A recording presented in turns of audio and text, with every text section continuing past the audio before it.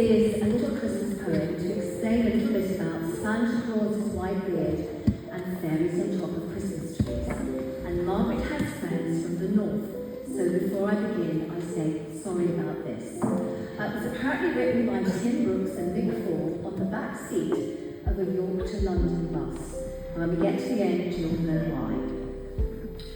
I'll tell you an old Christmas story as we sit round the log fire at night. Why each Christmas tree has a fairy on top, and why Santa's beard is so white. Now it happened one winter in England, on a dark Christmas Eve long ago.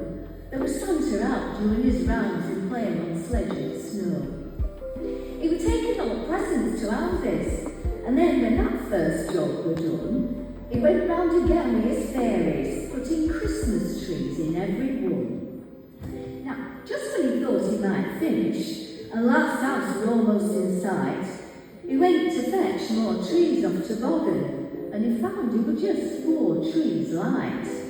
Now this discovery quite upset Santa, so he gave to his reindeer a shout, "Help!" And he sent for his Christmas tree fairy to chastise her for leaving them out. Hey, my God, that's a daft little fairy. That's as daft as a fairy could be. When that packed up sledge this morning, that must have missed off some trees. "Oh, bugger," replied the little fairy, which was really quite unfairy-like. "I'll have to go back to the factory." And with that, she jumped on a bike. "Hold on just a minute," cried Santa. "There's a way that you won't forget. Fetch 1 tree for each of your fingers on the right hand. You'll get it right yet." Then off like a shot went our fairy, much faster than light from the sun. Because Einstein, he hadn't yet been invented, so he wasn't to know that weren't done. Now, if you could have watched Little Fairy, there were trouble to come, you could tell. But when she was counting her fingers, you see, she counted in form as well. Now Santa had waited for hours till his patience was running quite dry, till at last he saw Fairy peddling for all she was worth in the sky.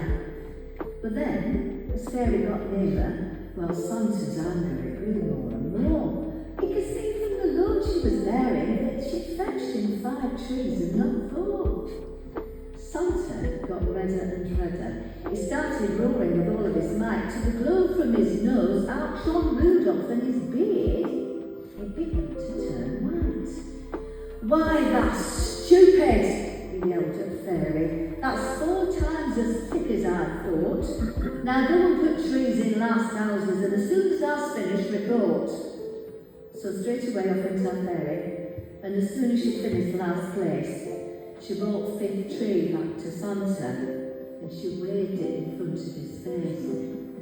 "Whatever shall I do with this one?" our innocent fairy inquired. So Santa, well, he upped and he told her, because by now we're feeling right tired. The fairy, she looked up at Santa, and her face, well, it turned a light red. But then, like the good little fairy she was, she went and she did as he said. So now, at the end of my story, you'll see why to this very night, each Christmas tree has a fairy on top, and Santa's beard is quite white.